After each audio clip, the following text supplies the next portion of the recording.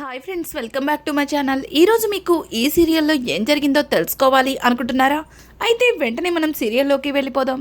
ఇక అక్షయ్ అయితే ప్రణతిని తీసుకొని వెళ్తాడు. ఒక్కసారిగా ప్రణతిని చూసి ఇక పల్లవి అయితే వచ్చేసావా ప్రణతి అని చెప్పి ఇక ప్రణతిని తీసుకుని పీటల దగ్గరికి వెళ్ళడంతో అక్కడ ఉన్న ఏర్పాట్లన్నీ చూసి ప్రణతి అయితే వదినో ఏంటిదంతా అని అంటుంటే, ఏం లేదులే ప్రణతి, ఎందుకు కంగారు పడుతున్నావు అని చెప్పి ఇక ప్రణతికి ధైర్యం చెప్పి అక్షయ్కి కళ్ళతో సైగ చేస్తుంది. ఇక అక్షయ్ అయితే ప్రణతిని దగ్గరికి తీసుకుని, ఏం లేదు ప్రణతి, ఎందుకంతలా కంగారు పడుతున్నావు, ఇదంతా అమ్మ నేను కలిసి చేసిన ఏర్పాట్లే అని చెప్పి ఇక అక్షయ్ అంటుంటే ఒక్కసారిగా ప్రణతి, అన్నయ్య అమ్మ నువ్వు కలిపి చేశారా? నా కోసం గుడిలో పూజ జరిపిస్తున్నాను అన్నావు, కానీ ఈ ఏర్పాట్లన్నీ చూస్తుంటే నాకెందుకో అనుమానంగా ఉంది అని అంటుంటే ఇంకా పల్లవి, నీ అనుమానమే నిజం, ఎందుకంటే నీకు అత్తయ్య గారు చూసిన ఈ నవీన్తో పెళ్లి చేయబోతున్నాం అని చెప్పి ఇంకా పల్లవి అంటున్న మాటలకి ఒక్కసారిగా ప్రణతి షాక్ అయిపోతుంది. అన్నయ్య ఏంటిదంతా, నాకు వీడితో పెళ్ళేంటి, నేను ముందే చెప్పాను కదా నాకు ఈ పెళ్ళి ఇష్టం లేదని, ఎందుకన్నయ్య ఎందుకు ఇలా నాకు ఇష్టం లేని పెళ్ళిని ఇలా బలవంతంగా చేయాలనుకుంటున్నావు, అయినా నువ్విలా నన్ను మోసం చేసి ఇక్కడికి తీసుకొస్తావా అని చెప్పి అక్షయ్ని ఇక ప్రణతి నిలదీస్తూ ఉంటే, అక్షయ్ చూడు ప్రణతి, నువ్వు ఆ భరత్ గారిని పెళ్లి చేసుకుంటే సంతోషంగా ఉంటానని అనుకుంటున్నావా? చూడు, వాడు అసలు మంచివాడే కాదు, ఆడపిల్లల జీవితాలతో ఆడుకుంటున్నాడు, అట్లాంటి వాణ్ణి పెళ్లి చేసుకుని సంతోషంగా ఉంటానని ఎలా అనుకుంటున్నావు? వాడు నీ మీద మోజు ఉన్నంత వరకు ఉంటాడు, మోజు తీరిపోయాక మరొక ఆడదాని దగ్గరికి వెళ్ళిపోతాడు.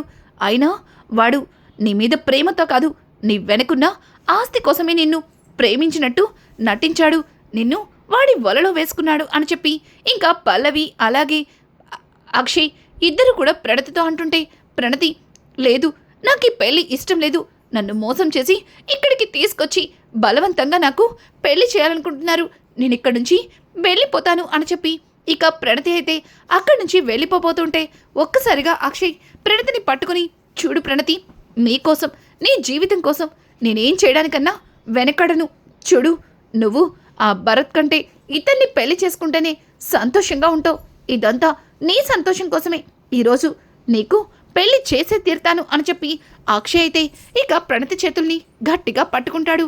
ఇంతలో పల్లవి కూడా వచ్చి ఇక ప్రణతిని పట్టుకోబోతుంటే ఇంతలో భానుమతి, అక్షయ్ ఏంట్రా ఇదంతా, అసలు మీ నాన్నకి చెప్పకుండా ఉన్న పలంగా ఇలా ప్రణతికి పెళ్లి చేయడమేంట్రా, అయినా ఈ పెళ్లి తనకి ఇష్టం లేదు చెప్తుంది కదరా, ప్రణతి భరత్ని ప్రేమిస్తున్నానని వదిలిపెట్టండి అని చెప్పి ఇక భానుమతి అయితే ప్రణతిని వాళ్ళ నుంచి విడిపించడానికి ప్రయత్నిస్తుంది. ఇక పల్లవి అయితే, బామా నువ్వు కాసేపు సైలెంట్గా ఉంటావా, ఎందుకు అనవసరంగా లేనిపోని గొడవలు, ముందు నువ్వు పక్కకి జరుగు అని చెప్పి ఇక పల్లవి అయితే ప్రణతిని చెయ్యి పట్టుకుని బలవంతంగా తీసుకొచ్చి పీటల మీద కూర్చోపెడుతుంది. అలాగే పెళ్లి కొడుకు తండ్రి కూడా నవీన్ని తీసుకొచ్చి పీటల మీద కూర్చోపెడతాడు. ఇక నవీన్ అయితే ప్రణతిని పెళ్లి చేసుకుని ఆస్తి మొత్తం కొట్టేయచ్చని తెగ సంబరపడిపోతుంటాడు. అలాగే పెళ్లి కొడుకు తండ్రి కూడా, అబ్బా నాకు ఇంత మంచి జాక్పాట్ దొరుకుతుందని అస్సలు అనుకోలేదు, ఈ దెబ్బతో నేను ఫుల్గా సెటిల్ అయిపోవచ్చు, ఈ అమ్మాయి ద్వారా వచ్చే ఆస్తి అలాగే ఈ అమ్మాయిని పెళ్లి చేసుకున్నందుకు చక్రధర్ గారిచ్చే డబ్బు అన్నీ నాకు చాలా అంటే చాలా లాభాన్ని కలిగిస్తున్నాయి అని చెప్పి ఇక పెళ్లి కొడుకు తండ్రి తెగ సంబరపడిపోతూ ఉంటాడు. ఇక పంతులు గారైతే, అమ్మా ముహూర్తం టైం అయిపోతుంది, ఇంకా పార్వతి గారు రాలేదు అని చెప్పడంతో, ఒక్క నిమిషం పంతులు గారు, అత్తయ్యకి నేను కాల్ చేస్తాను అని చెప్పి ఇక పల్లవి అయితే పార్వతికి కాల్ చేయడంతో పార్వతి ఎన్నిసార్లు ఫోన్ చేసినా లిఫ్ట్ చేయకపోవడంతో, అయ్యో అత్తయ్య గారు ఎన్నిసార్లు ఫోన్ చేసినా లిఫ్ట్ చేయట్లేదు అని అంటుంటే ఇక పక్కన ఉన్న అక్షయ్, చూడు పల్లవి, అమ్మ వస్తూనే ఉంటుంది, త్వరగా తాళి కట్టించు అని చెప్పి ఇక పల్లవితో చెప్పడంతో పల్లవి, పంతులు గారండి మీరు కానివ్వండి అని పంతులు గారితో చెప్తుంటే ఇక పంతులు గారైతే మంత్రాలను చదువుతూ ఉంటాడు. పల్లవి అలాగే శ్రేయ ఇద్దరు కూడా ప్రణతిని బలంగా అక్కడే పెట్టెల మీద కూర్చోపెడతారు. ఇక ప్రణతి వాళ్ళని వదిలించుకొని అక్కడి నుంచి వెళ్ళిపోవడానికి ప్రయత్నిస్తూ ఉంటే అక్షయ్ ప్రణతిని పట్టుకొని, చూడు ప్రణతి, ఈరోజు నీకు ఈ పెళ్లి చేసే తీరుతానని చెప్పాను కదా. నువ్విక్కడి నుంచి తప్పించుకోవాలని ప్రయత్నిస్తే మాత్రం ఊరుకునేది లేదు.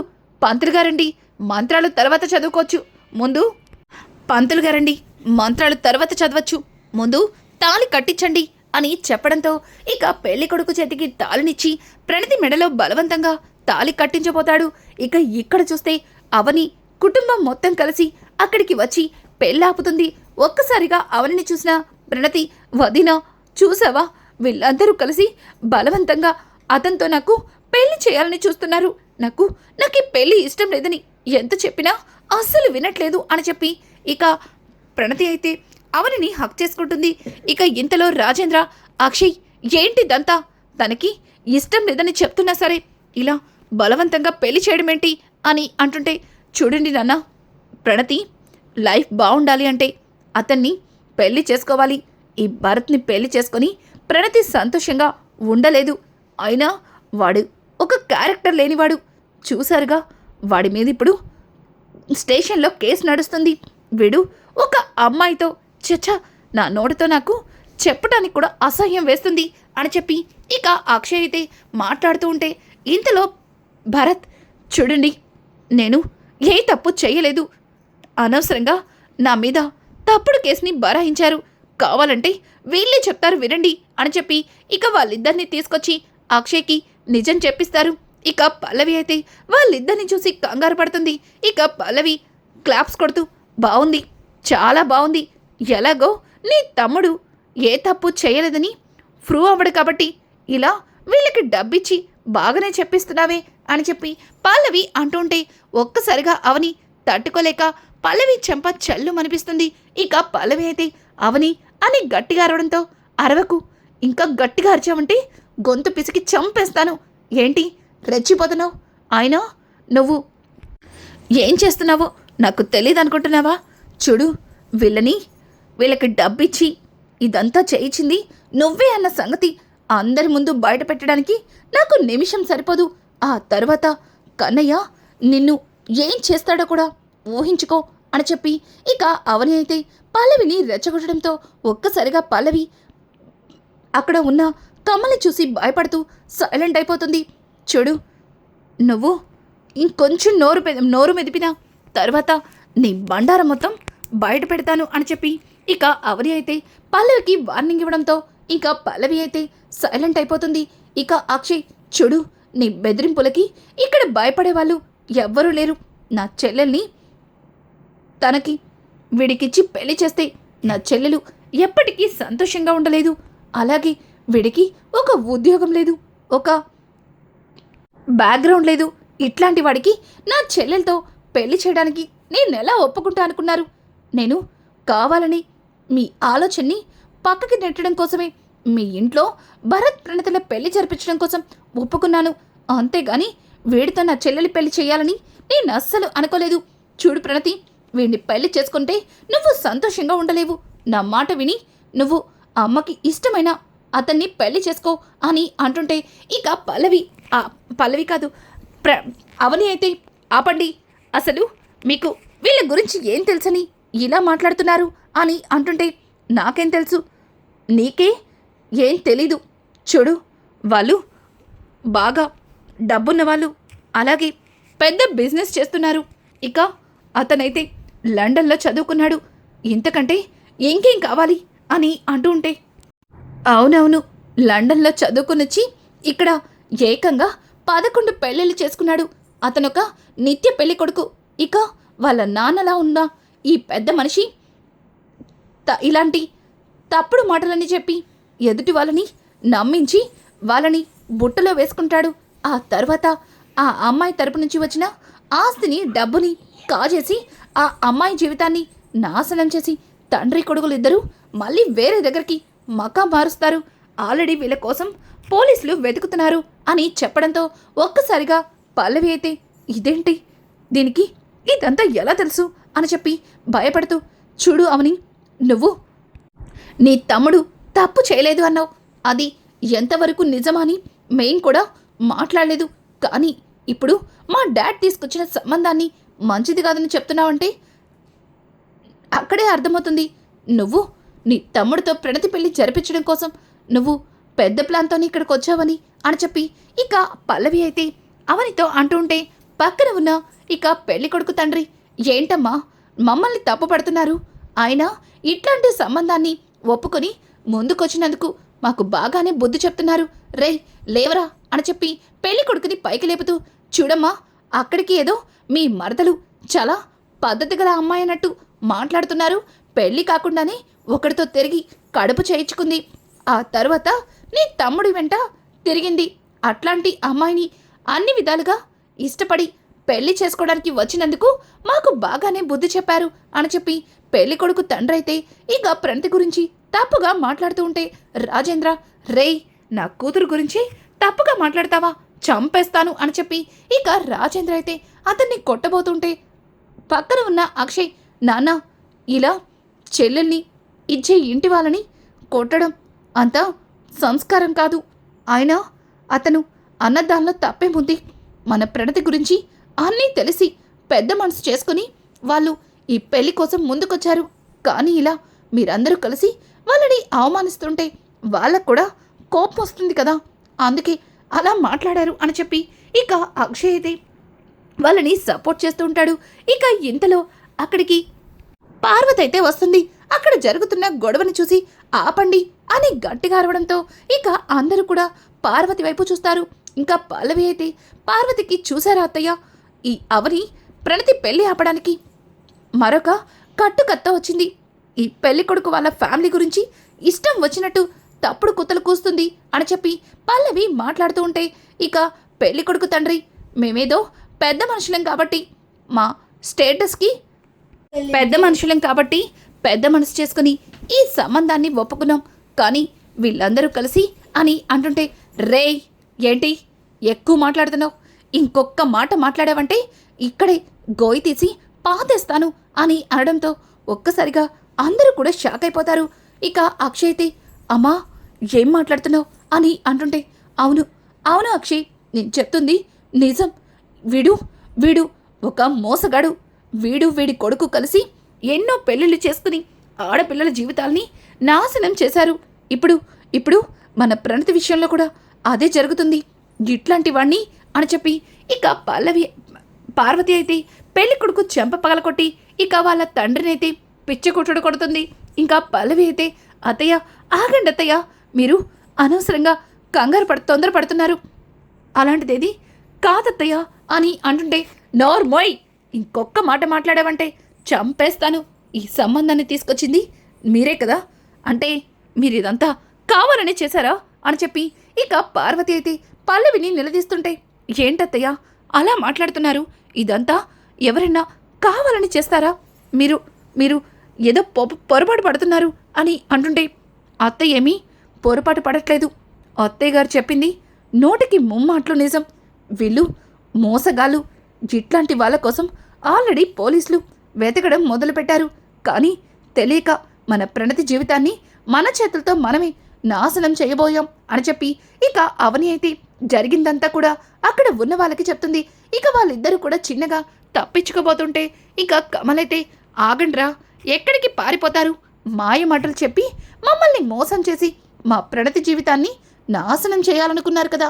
మీలాంటి వాళ్ళు ఇలా తప్పించుకుని వెళ్ళిపోతే మా చెల్లెల్లాంటి ఆడపిల్లల జీవితాలు పాడైపోతాయి. మీకు ఉండవలసిన ప్లేసు ఒకటి ఉంది. ఇంకాసేపట్లో వాళ్ళొచ్చి మీకు అతిథి మర్యాదలతో అక్కడికి తీసుకెళ్తారు అని చెప్పి కమలైతే ఇక వాళ్ళిద్దరిని పట్టుకోవడంతో ఇంతలో పోలీసులు వస్తారు.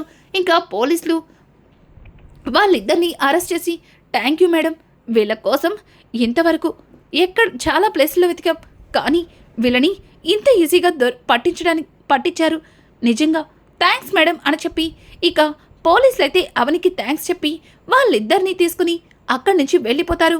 ఇక రాజేంద్ర అయితే అక్షయ్ దగ్గరకు వచ్చి, రేయ్ అక్షయ్, అన్నంటే తండ్రి తర్వాత తండ్రి స్థానంలో ఉన్నవాడు అని చూడరా, నీ చెల్లెలు ఎట్లా ఏడుస్తుందో.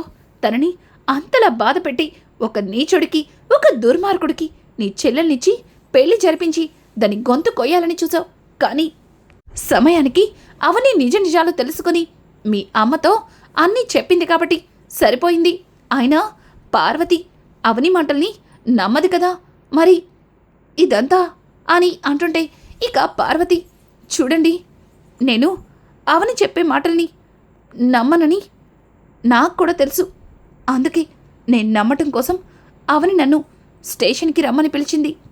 అప్పుడే స్టేషన్కి వెళ్ళాకే అర్థమైంది నేను ఎంత పెద్ద తప్పు చేస్తున్నానో, నా చేతులతో నా కూతురు జీవితాన్ని నేనే నాశనం చేస్తున్నానని అర్థమైంది అని అంటుంటే ఇక పార్వతి, అత్తయ్య, భరత్ విషయంలో పోలీసులు కూడా రాంగ్ స్టెప్ వేశారు. ఇదిగోండి, భరత్ ఏ తప్పు చేయలేదని మీకందరికీ ప్రూవ్ చేస్తానని చెప్పాను. కావాలంటే మీరే వినండి అని చెప్పి ఇక అవని అయితే తీసుకొచ్చిన వాళ్ళిద్దరితో భరత్ ఏ తప్పు చేయలేదని, ఇదంతా మేమే డబ్బు కోసం చేశామని ఇక పార్వతితో చెప్పడంతో ఒక్కసారిగా పార్వతి షాక్ అయిపోతుంది. ఆ తర్వాత శ్రీకర్ అక్కడికొచ్చి, అమ్మా, ఈ ఒక్క విషయంలోనే కాదు, వదిన ఎప్పుడు కూడా తప్పు చేయదు. అనవసరంగా వదిన్ని నువ్వు తప్పు పట్టి దూరం పెట్టావు అని అంటుంటే ఇక పార్వతి ఏం చెప్పద్దు అన్నట్టుగా చేతిని చూపిస్తుంది. ఇంకా శ్రీకర్ సైలెంట్ అయిపోతాడు. ఇక రాజేంద్ర అయితే, చూడు పార్వతి, నాకు తెలియకుండా నా కూతురికి ఈ గుడిలో పెళ్లి చేద్దామనుకున్నావు. మరి ఇప్పుడు నేను మాత్రం నా కూతురికి అందరితో చెప్పే ఇదే ముహూర్తానికి నా కూతురు పెళ్లి జరిపించాలనుకుంటున్నా అని చెప్పి ఇక భరత్ని తీసుకెళ్లి పీటల మీద కూర్చోపెడతారు. ఒక్కసారిగా భరత్ని అలా పీటల మీద కూర్చోపెట్టడంతో అక్షయ్, నాన్న ఏం చేస్తున్నారు అని అంటుంటే, రేయ్, నువ్వు ఎప్పుడైతే ఎవరికీ చెప్పకుండా ప్రణతిని ఇలా బలవంతంగా తీసుకొచ్చి గుడిలో పెళ్లి జరిపించాలని నిర్ణయించుకున్నావో అప్పుడే నువ్వు నా కొడుకు అన్న సంగతే మర్చిపోయాను. ఇక నువ్వు ఒక్క మాట మాట్లాడడానికి కూడా వీల్లేదు. నా కూతురు జీవితం గురించి ఆలోచించే హక్కు, అధికారం నాకున్నాయి. చూడు, నువ్వు మీ అమ్మ కలిసి ఇట్లాంటి నిర్ణయం తీసుకున్న రోజే మీ మీద ఉన్న గౌరవం నాకు పోయింది అని చెప్పి ఇక రాజేంద్ర అయితే పార్వతిని అలాగే అక్షయ్ని తిట్టి ఇక ప్రణతిని తీసుకెళ్లి పిట్టల మీద కూర్చోపెట్టి, పంతులు గారు, మీరు మంత్రాలు చదవండి, భరత్ అమ్మాయి మెడలో తాళి కట్టు అని చెప్పడంతో ఇక భరత్ అయితే చాలా సంతోషంగా ప్రణతి మెడలో తాళి కడుతుంటాడు. ఇదంతా చూసిన పల్లవి, ఎంతో కష్టపడి ఈ సంబంధాన్ని తీసుకొచ్చాం. ఎలా అయినా సరే ఈ ప్రణతిని రోడ్డున పడేయాలి అనుకున్నాను. ఈ కుటుంబంలో ప్రణతిని చూసి కుల్లి గుండె పగిలేలా ఏడవాలి అనుకున్నాను. కానీ అదేం జరగలేదు. ఆఖరి నిమిషంలో ఈ అవని వచ్చి అంత చెడగొట్టేసింది అని చెప్పి ఇక పల్లవి అయితే తన మనసులో అనుకుంటుంది. ఇక అవని పల్లవి దగ్గరకొచ్చి, ఏంటి, పెళ్ళి ఆగిపోయినందుకు చాలా బాధపడుతున్నట్టున్నావు. అలాగే నా తమ్ముడికి ప్రణతికి పెళ్లి జరుగుతుంటే చూసి పోతున్నట్టున్నావు అని అంటుంటే ఇక పల్లవి అయితే, అదేం లేదు, వాళ్ళు మంచివాళ్ళు కాదని నాకు కూడా తెలీదు. నువ్వు చెప్పే వరకు. అయినా అట్లాంటి వాడితో అన్నీ తెలిసిన తర్వాత ఎవరైనా ప్రణతికిచ్చి పెళ్లి జరిపించాలనుకుంటారా అని అంటుంటే, చూడు, నువ్వు చేసింది చాలా పెద్ద తప్పు. నువ్వు ఇదంతా కావాలని చేశావని నాకు తెలుసు. ఈ ఒక్క విషయంలోనే అందరూ ఎలా రియాక్ట్ అయ్యారో చూసావు కదా. ఇక నువ్వు చేసిన తప్పులన్నింటినీ బయట పెడితే అందరూ కలిసి నీ విషయంలో ఏం చేస్తారో కూడా నీ ఊహకే వదిలేస్తున్నాను. చూడు, ఈ రోజు నుంచి మర్యాదగా, బుద్ధిగా కమల్తో కలిసి కాపురం చేసుకున్నావో సరే, లేకపోతే కనుక నీ బండారాలని బయట పెడతాను. ఆ తరువాత నువ్వు కనీసం క్షమాపణ చెప్పుకోవడానికి కూడా అత్తయ్య గారు నీకు అవకాశం ఇవ్వరు అని చెప్పి ఇక అవని అయితే పల్లవికి గట్టి వార్నింగ్ వేస్తుంది. పల్లవి అవని మాటలకి, చూడు, నేను అని అంటుంటే, చాలింకా, నువ్విక్కడ చెప్పుకోవడానికి మాటలు లేవు. నోరు మూసుకుని పద, భరత్ ప్రణతులకి అక్షింతలు వేద్దువా అని చెప్పి అవని అయితే ఇక పల్లవి చేతిలో అక్షింతలు పెట్టి వాళ్ళిద్దరికీ అక్షింతలు వేస్తుంది. ఇదంతా చూసిన రాజేంద్ర అయితే చాలా ఆనందిస్తాడు. ఇక పార్వతి అయితే ఇష్టం లేకపోయినా తన చేతులతో ప్రణతి నెత్తిన అక్షింతలు వేస్తుంది. ఇక ప్రణతి, భరతులిద్దరూ పార్వతి రాజేంద్రల కాళ్ళకి నమస్కారం చేసుకుంటారు.